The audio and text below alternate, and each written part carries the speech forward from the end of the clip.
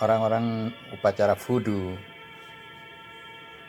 dan yang sejenisnya itu mengorbankan seorang manusia, baik itu laki atau perempuan, tapi biasanya kebanyakan itu perempuan, untuk menebus atau mengganti musibah-musibah yang selama ini mereka alami.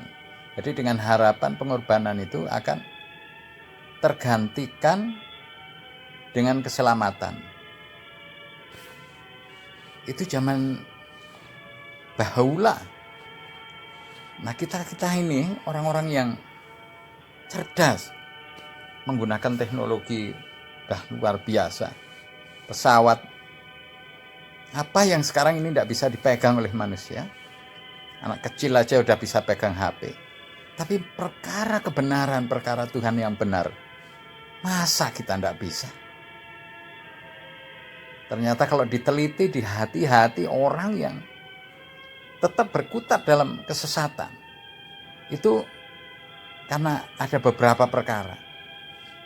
Jadi pertama memang untuk kepentingan pribadi dia sendiri, yang kedua memang tidak berani, yang ketiga malu, nah yang keempat ini memang tidak ingin tahu, jadi putus asa sudah, persetan dengan kebenaran. Pokoknya saya lahir begini, hidup begini, dan mati pun dalam keadaan begini sudah. Tidak akan saya berubah kemana-mana. Padahal hari ini keputusasaan itu menjadi sesuatu yang membahayakan masa depan. Karena sudah keputusan Allah, siapa yang putus asa dari rahmat Allah akan mengalami siksaan, kesengsaraan. Karena apa? Menghina rahmat Allah. Allah rahmatnya luas, maha pengampunnya luas, tak bertepi, sampai dijelaskan oleh Allah melalui Nabi Muhammad SAW. Sekiranya ada orang 100 tahun umurnya, tetapi satu hari sebelum kematian dia mengucapkan la ilaha illallah, maka kesyirikan yang 99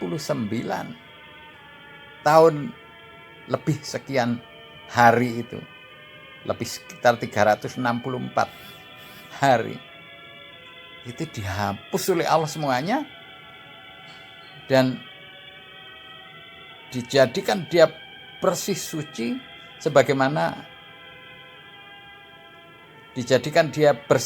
sebagaimana seorang bayi yang lahir. Ini yang harus diketahui.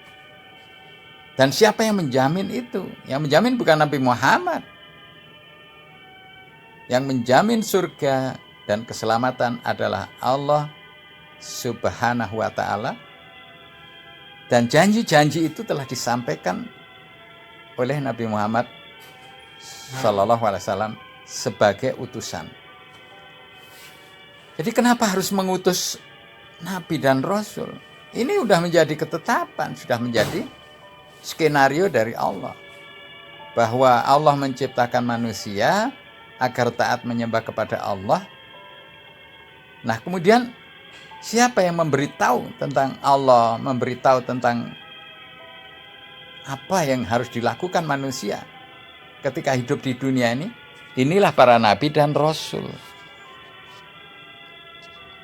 Akan tetapi para nabi dan rasul sebelum Nabi Muhammad SAW itu semuanya punya batas waktu. Batas waktunya itu sampai meninggal. Kalau udah meninggal nabi dan rasul sebelum Nabi Muhammad SAW, maka habislah sudah ajaran itu. Nah, kita ini hidup di zaman Nabi Muhammad Sallallahu Alaihi Wasallam, yang mana beliau diutus untuk semua manusia sampai dunia ini berakhir, sampai dunia kiamat.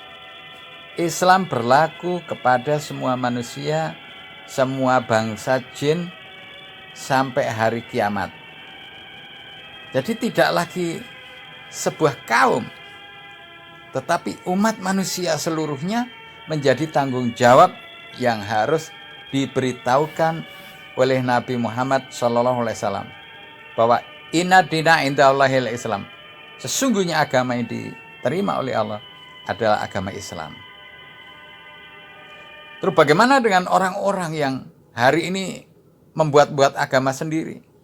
Agama yang bercampur baur, bebas, melakukan apa saja sesuai dengan keyakinannya.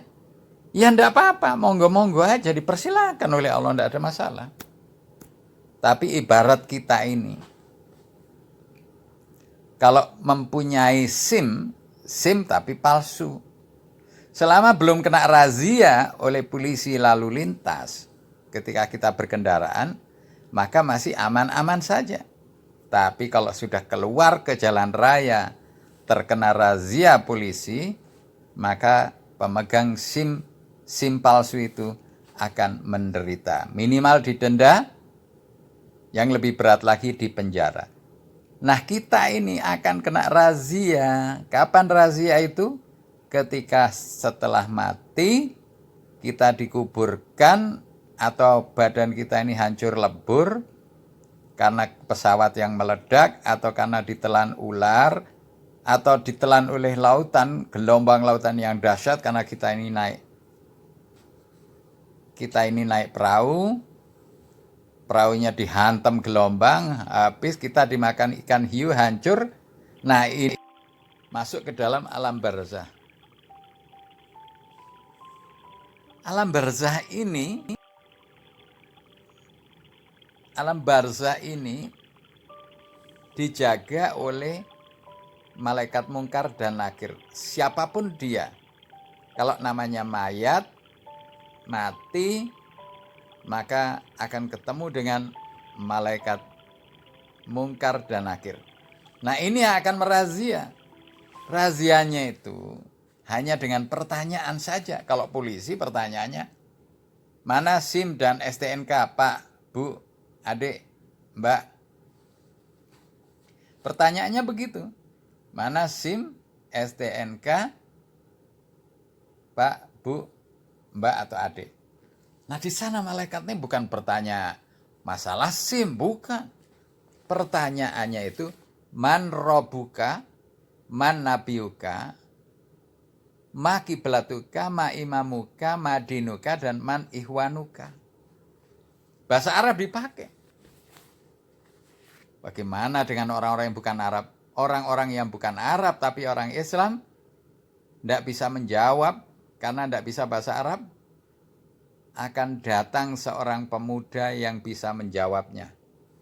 Pemuda ini persis seperti orang tersebut. Menjawab. Waktu ditanya, man robuka? Datang seorang pemuda, kemudian menjawab, Allah. Terus orang yang ditanya ini akhirnya bertanya kepada pemuda ini, hei pemuda, siapa kamu? Aku kan sholatmu dulu. Tenang saja. Tenang saja, aku sholatmu dulu, bro. Terima kasih. Ditanya lagi oleh malaikat, mana biuka? Belum dia menjawab, datang lagi seorang pemuda yang ganteng, wajahnya persis. Wajahnya persis sama, lebih ganteng lagi, menjawab Nabi Muhammad SAW. 6 pertanyaan itu semuanya dijawab, maka malaikat tersenyum dan diberitahukan kamu akan menjadi penghuni surga. Lihatlah ke depan, maka terlihatlah pemandangan yang indah luar biasa terbentang di depannya, dan pintu surga kelihatan terbuka pagi dan petang, dan melayang-layang sebuah nampan yang berisi makanan pagi dan petang, makanan yang bisa dinikmati oleh penghuni kubur yang baru meninggal ini, dan itu akan berlangsung sampai hari kiamat tiba. Kisah-kisah ini Pak Bambang sudah tidak perlu lagi menggunakan logika. Tidak usah lagi dipikir-pikir, kenapa kok begini, masa sih begitu, kenapa masa. Tidak usah, sudah. Namanya muslimin, orang yang menyerahkan diri kepada Allah itu muslimin, menyerahkan diri kepada Allah. Kita ini sudah dibentuk oleh Allah seperti ini, dijadikan oleh Allah seperti ini. Tinggal mentaati saja, nggak usah banyak ngomong, nggak usah banyak cincong, nggak usah banyak bertanya. Nanti akan diberikan oleh Allah kebahagiaan yang tidak putus-putusnya. Jadi Pak Bambang, Anda seorang dokter yang luar biasa, saya kagum dengan Anda. Saya harapkan